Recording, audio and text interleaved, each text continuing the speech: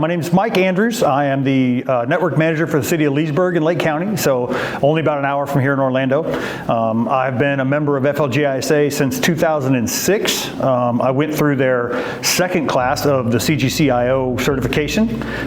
Started on the board in probably 2012, something like that, as a district director for the Central East District. So within FLGISA, we're broken into districts, 6 districts. Each district has a director. We look to them to really kind of provide feedback, provide resources, provide events for the individual districts outside of these conferences. Served as a district director for a while. I served on the board as the secretary for a year or two, and am now the second vice president. FLGISA is the Florida Local Government Information Systems Association, and that's a mouthful, which is why we call it FLGISA. So the organization was actually founded in 1978, so we are coming up on a 50-year anniversary.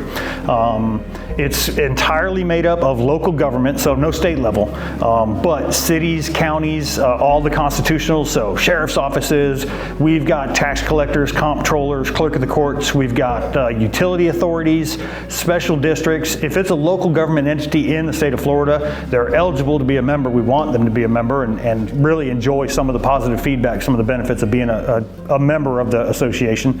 We've continued to grow. Right now we're at a little over 400 member agencies and well over 1,100 individual members that we've served in one capacity or another. So as the legislation has continued to move forward with what they believe is their best effort to increase the cybersecurity posture of state agencies and local agencies, they've required that we implement training, both for our technicians, for all of our employees, for anyone that has access to our systems, which we fully agree with.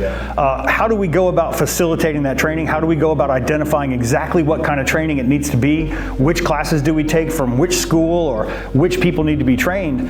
Right, that's a really big hill to try and climb.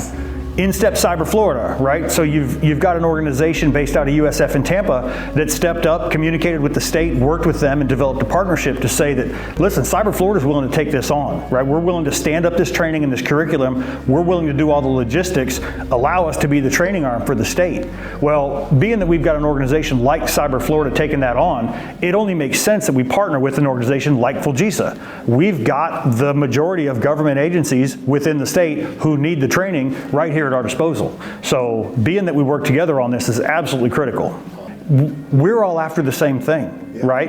It's not just about meeting the requirements of the legislation. It's about making sure that our tacticians, our practitioners, our managers, and our leaders understand the risk that we face in this new cyber world. As these risks continue to evolve, as they continue to use new tactics, we've got to have the resources, both from a technical and from a leadership perspective, to be able to prepare for, address, and respond to those risks. Cyber Florida is where that comes from.